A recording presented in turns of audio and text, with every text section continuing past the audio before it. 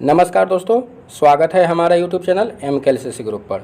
दोस्तों आज हम 500 महत्वपूर्ण जीके के प्रश्न का पार्ट 6 लाए हैं, जिसमें आज 25 प्रश्न देखेंगे जो इकोनॉमिक्स एवं पॉलिटी से रहेंगे।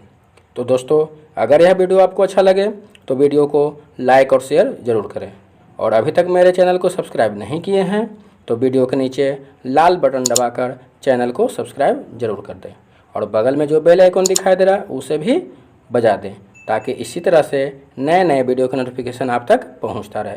तो चलते हैं आज के सेशन की ओर।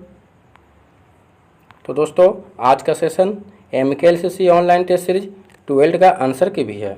हाँ दोस्तों, MKLCC एजुकेशनल ग्रुप की ओर से फ्री ऑनलाइन टेस्ट का आयोजन किया जा रहा है और यह प्रतिदिन की जा रही है। तो दोस्तों आप भी इस टेस्ट सीरीज से जुड़ सकते हैं और अपने लेवल की जाँच कर सकते हैं। इस टेस्ट सीरीज में जुड़ने के लिए ज़्यादा कुछ नहीं, वीडियो के डिस्क्रिप्शन में नियम दिया गया है, नियम को फॉलो कर आप भी इस टेस्ट से जुड़ सकते हैं। तो चलते हैं आज का सेशन का क्वेश्चन 1 की ओर। आज का सेशन का क्वेश्चन 1 है दोस्तों, अंत्योदय कार्यक्रम का उद्देश्य था। अंत्योदय कार्यक्रम का उद्देश्य था। तो दोस्तों अंत्योदय कार्यक्रम का उद्देश्य क्या था? तो इसका उद्देश्य गरीबों में सबसे अधिक गरीब की मदद करना था। ध्यान देंगे, अंत्योदय कार्यक्रम का उद्देश्य गरीबों में सबसे अधिक गरीब की मदद करना था। इसलिए इस प्रश्न का सही आंसर हो जाएगा ऑप्शन डी। ध्यान देंगे, ऑप्शन डी। नेक्स्ट क्वेश्चन है दोस्तों, क्वेश्चन नंबर 2, योजना आयोग किसके सर्वेक्षणों के आधार पर निर्धनता रेखा के नीचे के लोगों को आकलन करता है? ध्यान देंगे दोस्तों, योजना आयोग किसके सर्वेक्षणों के आधार पर निर्धनता के रेखा के नीचे के लोगों का आकलन करता है? तो ध्यान देंगे, इसका सही उत्तर हो जाएगा राष्ट्रीय नमूना सर्वेक्षण संगठन, ऑप्शन ए। अब बात रहा दोस्तों राष्ट्रीय नमूना सर्वेक्षण संगठन, इसका फुल विस्तृत हम लोग जानेंगे, इसको अंग्रेजी में क्या कहते हैं। तो अंग्रेजी में इसको NSS के नाम से जानते हैं, NSSO, national sample survey organisation. ध्यान देंगे, राष्ट्रीय नमूना सर्वेक्षण संगठन को हम लोग NSSO के नाम से भी जानते हैं, जिसका फुल नेम होता है नेशनल सैंपल सर्वे ऑर्गेनाइजेशन। तो दोस्तों क्वेश्चन 2 का सही आंसर था ऑप्शन ए, राष्ट्रीय नमूना सर्वेक्षण संगठन। इसी के द्वारा ही निर्धनता रेखा के नीचे के लोगों का आकलन किया जाता है। तो नेक्स्ट क्वेश्चन है दोस्तों, 1938 में किस व्यक्ति ने वयस्क मताधिकार के आधार पर संविधान सभा की गठन की मांग की? ध्यान देंगे, 1938 में किस व्यक्ति ने वयस्क मताधिकार के आधार पर संविधान सभा के गठन की मांग की? तो ध्यान देंगे, इसका दोस्तों आंसर क्या हो जाएगा? जवाहरलाल नेहरू। जवाहरलाल नेहरू ने ही वयस्क मताधिकार के आधार पर संविधान सभा के गठन की मांग की थी। इसलिए इस प्रश्न का सही आंसर हो जाएगा option B, Jawaharlal Nehru. Next question दोस्तों, आज के सेशन में कुल 25 प्रश्न देखेंगे, और यह सभी प्रश्न बहुत ही इंपॉर्टेंट है, जो आने वाले एग्जाम और पिछले सभी एग्जाम में बार बार कुछ ना कुछ क्वेश्चन रिपीट हुए हैं, इसलिए सभी क्वेश्चन को ध्यान से देखिएगा।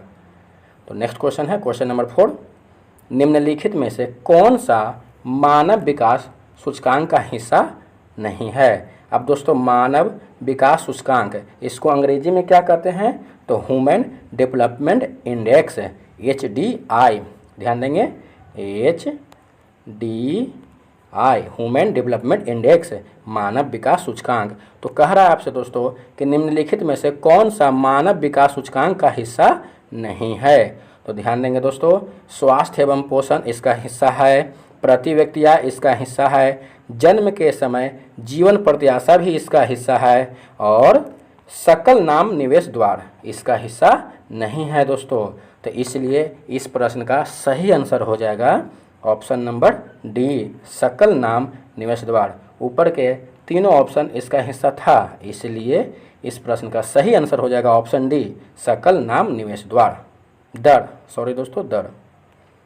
नेक्स्ट क्वेश्चन, संविधान सभा के गठन की मांग सर्वप्रथम 1895 में किसके द्वारा प्रस्तुत की गई? संविधान सभा के गठन की मांग सर्वप्रथम 1895 में किसके द्वारा प्रस्तुत की गई? तो ध्यान देंगे दोस्तों, सबसे पहले 1895 में बाल गंगाधर तिलक के द्वारा इसकी मांग प्रस्तुत की गई थी। इसलिए इस प्रश्न का सही आंसर हो जाएगा बाल Gangadhar Tilak, option D. Next question है दोस्तों, क्वेश्चन नंबर 6, संविधान सभा के विचार का औपचारिक रूप से प्रतिपादन किसके द्वारा किया गया? संविधान सभा के विचार का औपचारिक रूप से प्रतिपादन किसके द्वारा किया गया? तो दोस्तों M.N. राय के द्वारा औपचारिक रूप से प्रतिपादन किया गया था। इसलिए इस प्रश्न का सही आंसर हो जाएगा option C, M.N. Roy, option C. Next question, World Development Report किसका वार्षिक प्रकाशन है? ध्यान देंगे दोस्तों, वर्ल्ड डेवलपमेंट रिपोर्ट किसका वार्षिक प्रकाशन है? तो यह IBRD का वार्षिक प्रकाशन है। इसलिए इस प्रश्न का सही आंसर हो जाएगा ऑप्शन ए। अब दोस्तों IBRD का पूरा नाम क्या होता है, इसका फुल नेम क्या होता है? तो दोस्तों IBRD का फुल नेम होता है international bank for reconstruction and development. ध्यान देंगे, international bank for reconstruction and development, जिसको हिंदी में हम लोग कह सकते हैं अंतर्राष्ट्रीय पुनर्निर्माण और विकास बैंक।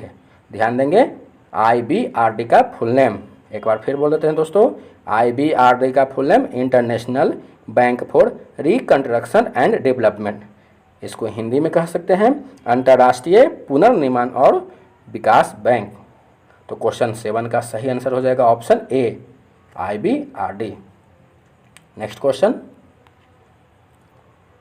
क्वेश्चन नंबर 8, भारत की संविधान सभा गठित करने का आधार क्या था? भारत की संविधान सभा गठित करने का आधार क्या था? तो दोस्तों कैबिनेट मिशन प्लान 1946 था। भारत की संविधान सभा गठित करने का आधार कैबिनेट मिशन प्लान 1946 था। इसलिए इस प्रश्न का सही आंसर हो जाएगा option B, cabinet mission plan 1946। ध्यान देंगे option number B. Next question, है दोस्तों क्वेश्चन नंबर 9, कुटीर ज्योति योजना संबंधित है। कुटीर ज्योति योजना संबंधित है, किससे संबंधित है? तो दोस्तों कुटीर ज्योति योजना संबंधित है ग्रामीण क्षेत्रों में गरीबी रेखा से नीचे जीवन यापन करने वाले परिवारों के विद्युत सुविधा उपलब्ध कराने से। याद रखेंगे, कुटीर ज्योति योजना ग्रामीण क्षेत्रों में गरीबी रेखा से नीचे जीवन यापन करने वाले परिवारों के विद्युत सुविधा उपलब्ध कराने से है। इसलिए इस प्रश्न का सही आंसर हो जाएगा option C. Next question, question number 10, निम्नलिखित में से किस राज्य को अत्यधिक कुपोषण के कारण भारत का इथोपिया कहा जाता है? ध्यान देंगे, भारत का इथोपिया। तो दोस्तों मध्य प्रदेश को अत्यधिक कुपोषण के कारण भारत का इथोपिया कहा जाता है। याद रखेंगे मध्य प्रदेश, मगर इसे विस्तार पूर्वक जानते हैं, पूरा मध्य प्रदेश को भारत का इथोपिया नहीं कहते हैं, बल्कि मध्य प्रदेश के श्योपुर जिला को भारत के इथोपिया के नाम से जानते हैं। मध्य प्रदेश का एक जिला है जिसका नाम क्या है? श्योपुर। ध्यान देंगे, श्योपुर। पूरा मध्य प्रदेश को हम लोग नहीं, मध्य प्रदेश के एक जिला श्योपुर जिसको भारत का इथोपिया कहा जाता है, मगर यहाँ राज्य है इसलिए हम लोग मध्य प्रदेश को कहेंगे, क्योंकि यहाँ हर वर्ष कुपोषण के चलते जिले में कई मासूम काल के गाल में समा जाते हैं। इसलिए मध्य प्रदेश को अत्यधिक कुपोषण के कारण भारत का इथोपिया कहा जाता है। याद रखेंगे ऑप्शन बी, मध्य प्रदेश। अगर जिला पूछे कि मध्य प्रदेश का कौन सा जिला, तो Sheopur. Next question, question number 11। दोस्तों वीडियो कुछ लंबा हो सकता है क्योंकि विस्तार पूर्वक चल रहे हैं। तो नेक्स्ट क्वेश्चन है 11, 1924 ईस्वी में किसके द्वारा ब्रिटिश सरकार से यह मांग की गई कि भारतीय संविधान के निर्माण के लिए संविधान सभा का गठन किया जाए? ध्यान देंगे दोस्तों, 1924 ईस्वी में किसके द्वारा ब्रिटिश सरकार से यह मांग की गई कि भारतीय संविधान के निर्माण के लिए संविधान सभा का गठन किया जाए।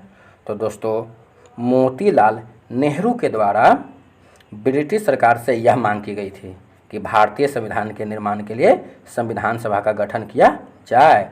इसलिए क्वेश्चन नंबर 11 का सही आंसर हो जाएगा ऑप्शन सी, मोतीलाल नेहरू।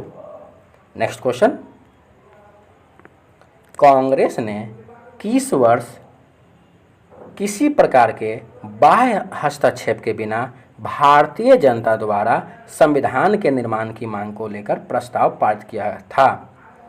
कांग्रेस ने किस वर्ष किसी प्रकार के बाह्य हस्तक्षेप के बिना भारतीय जनता द्वारा संविधान के निर्माण की मांग को लेकर प्रस्ताव पारित किया था?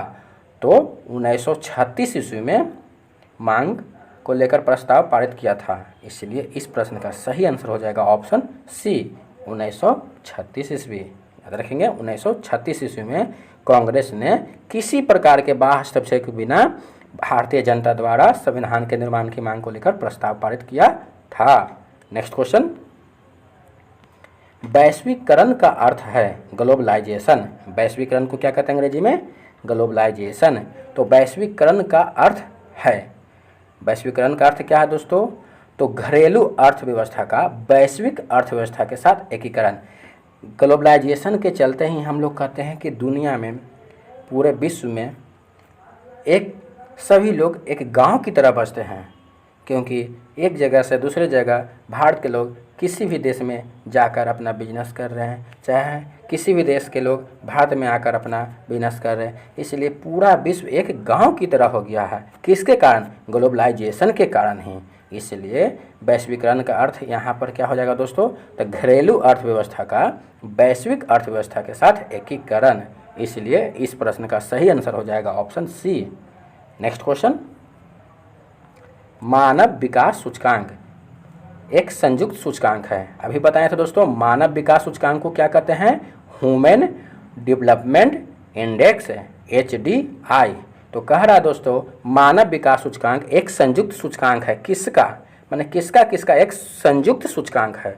तो दोस्तों मानव विकास सूचकांक जीवन प्रत्याशा, शैक्षिक उपलब्धि एवं प्रति व्यक्ति सकल घरेलू उत्पाद का संयुक्त सूचकांक है। इसलिए इस प्रश्न का सही आंसर हो जाएगा ऑप्शन सी, जीवन प्रत्याशा, शैक्षिक उपलब्धि एवं प्रति व्यक्ति सकल घरेलू उत्पाद का संयुक्त सूचकांक है। याद रखेंगे। नेक्स्ट क्वेश्चन,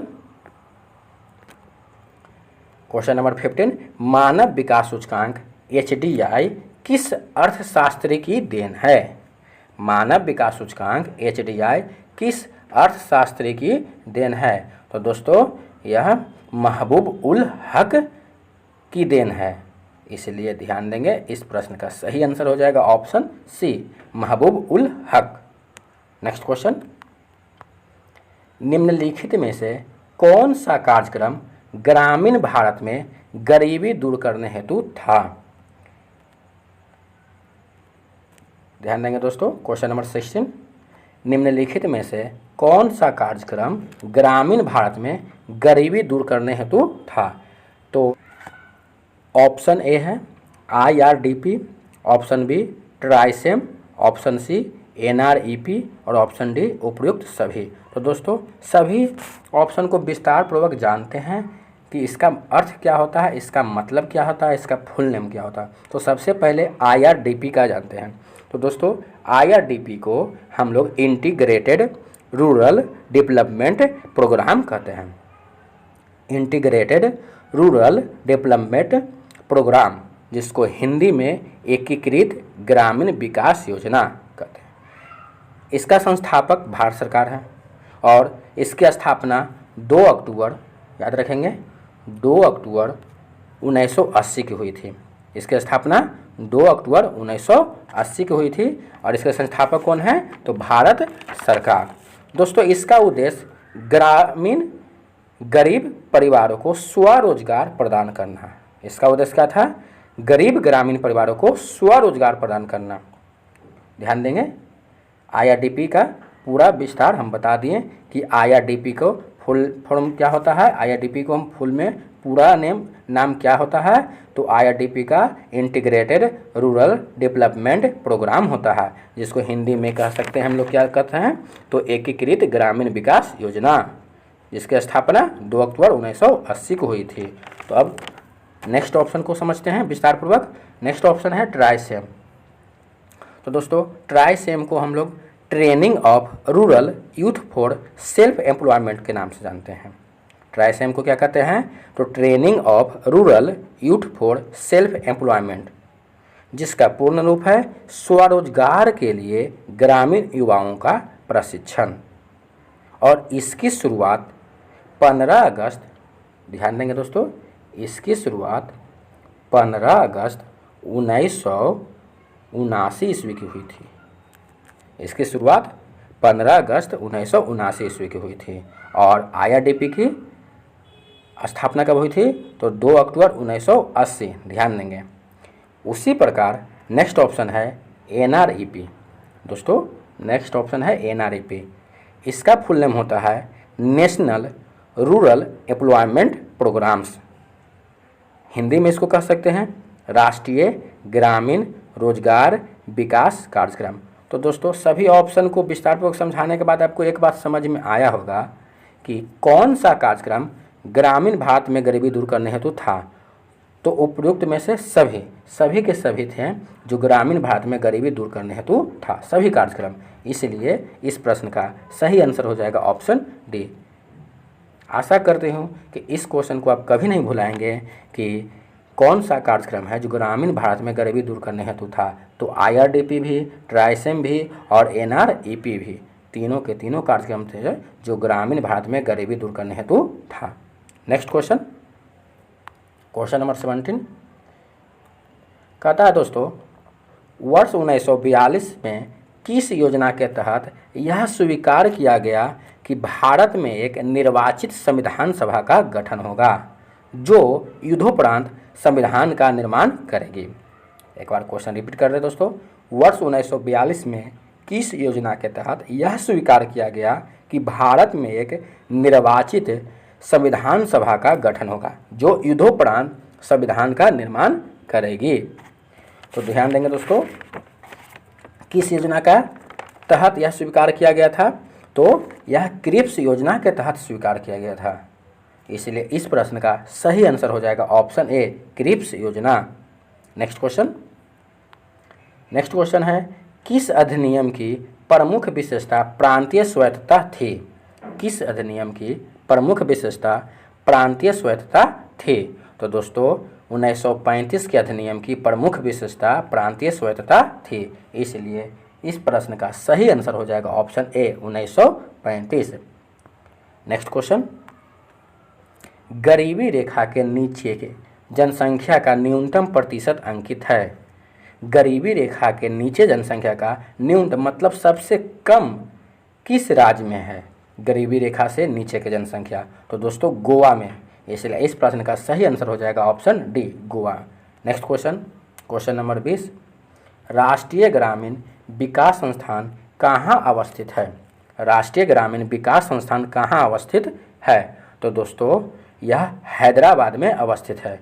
इसलिए याद रखेंगे क्वेश्चन 20 का सही आंसर हो जाएगा ऑप्शन बी। राष्ट्रीय ग्रामीण विकास संस्थान कहाँ अवस्थित है? तो हैदराबाद। नेक्स्ट क्वेश्चन,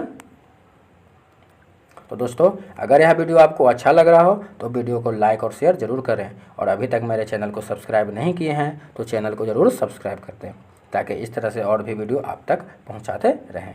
तो क्वेश्चन नंबर 21, भारत की संविधान सभा किसके अनुसार गठित की गई? भारत की संविधान सभा किसके अनुसार गठित की गई? तो यह कैबिनेट मिशन योजना के अनुसार गठित की गई थी। संविधान सभा कैबिनेट मिशन योजना के अनुसार गठित की गई थी। इसलिए क्वेश्चन 21 का सही आंसर हो जाएगा ऑप्शन डी, कैबिनेट मिशन योजना। नेक्स्ट क्वेश्चन है दोस्तों, 1922 ईस्वी में निम्नलिखित में से किसके द्वारा यह उद्गार व्यक्त किया गया कि भारतीय संविधान भारतीयों की इच्छा अनुसार होगी? क्वेश्चन रिपीट करें दोस्तों, 1922 ईस्वी में निम्नलिखित में से किसके द्वारा यह उद्गार व्यक्त किया गया कि भारतीय संविधान भारतीयों की इच्छा अनुसार होगी? तो दोस्तों महात्मा गांधी जी के द्वारा यह उद्गार व्यक्त किया गया कि भारतीय संविधान भारतीयों की इच्छा अनुसार होगी। इसलिए इस प्रश्न का सही आंसर हो जाएगा option A, Mahatma Gandhi. Next question 23, Akhil Bharatiya महासंघ स्थापित करने का प्रावधान शामिल किया गया था। अखिल भारतीय महासंघ स्थापित करने का प्रावधान शामिल किया गया था। तो दोस्तों अखिल भारतीय महासंघ स्थापित करने का प्रावधान भारत सरकार अधिनियम 1935 में किया गया था। इसलिए इस प्रश्न का सही आंसर हो जाएगा ऑप्शन ए, भारत सरकार अधिनियम 1935। याद रखेंगे, अखिल भारतीय महासंघ स्थापित करने का प्रावधान किसमें शामिल किया गया था? तो भारत सरकार अधिनियम 1935। इसलिए इस प्रश्न का सही आंसर हो जाएगा ऑप्शन ए। नेक्स्ट क्वेश्चन, संरचनात्मक बेरोजगारी का कारण है।